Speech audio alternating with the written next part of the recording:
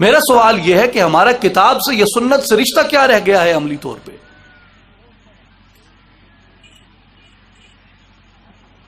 ہمارا کتاب و سنت سے کیا تعلق رہ گیا ہے عملی سطح پہ؟ فقط رسمی کلامی مسلمان ہونا، کتاب و سنت کے احکامات کو بالائے طاق رکھ دینا، اور فقط اس لیے مسلمان رہ جانا کہ میرے باپ دادا مسلمان تھے تو اب میں اپنے باپ دادا کے مذہب کو کیسے چھوڑ دوں؟ کیا یہ ہماری مسلمانی رہ گئی ہے؟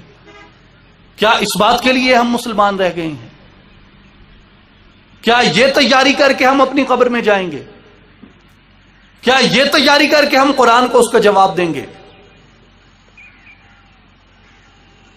ہمارے ہاں آپ نے دیکھا ہے کہ جب کوئی مر جاتا ہے تو اس کے جنازے سے پہلے بھی اور اس کے جنازے کے فوراً بعد بھی جب صفیں بن چکی ہوتی ہیں، جس نے جنازے کی امامت کرنی ہوتی ہے وہ اعلان کرتا ہے کہ بھائیو، مرحوم نے اگر کسی کا قرض چکانا ہے، مرحوم نے اگر کسی کا قرض دینا ہے، اگر آپ معاف کر سکیں تو بھی ٹھیک ہے، وگرنہ اس کی اولاد موجود ہے، یہ آپ کا قرض چکا دے گی۔ یہ اعلان کیا جاتا ہے نا ہمارے ہاں جنازوں میں۔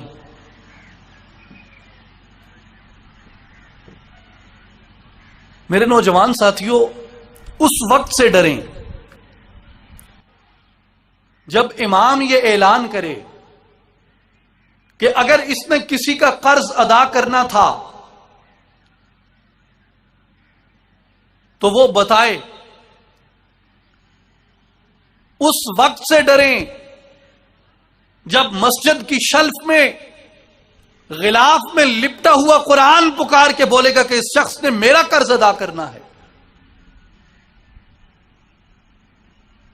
اس وقت سے ڈریں جب اللہ کی کتاب پکار کے کہے کہ یہ مسلمان میرا قرض ادا کیے بغیر جا رہا ہے۔ کیا قرآن کا قرض نہیں ہے ہماری جان کے اوپر؟ کیا ہم قرآن کے مقروض نہیں ہیں؟ جس طرح کا معاشرہ، جس طرح کی سوسائٹی ہم تعمیر کر رہے ہیں، کیا یہ قرآن کے مطابق ہم تعمیر کر رہے ہیں؟ ہمارا دین ہمیں پکار کے کہے گا کہ یہ شخص میرا قرض ادا کیے بغیر جا رہا ہے۔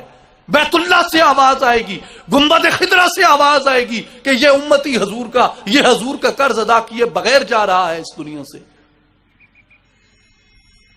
قبر کی مٹی پکار کے کہے گی کہ اس نے میرا قرض چکانا ہے، بھیجو اسے میری طرف۔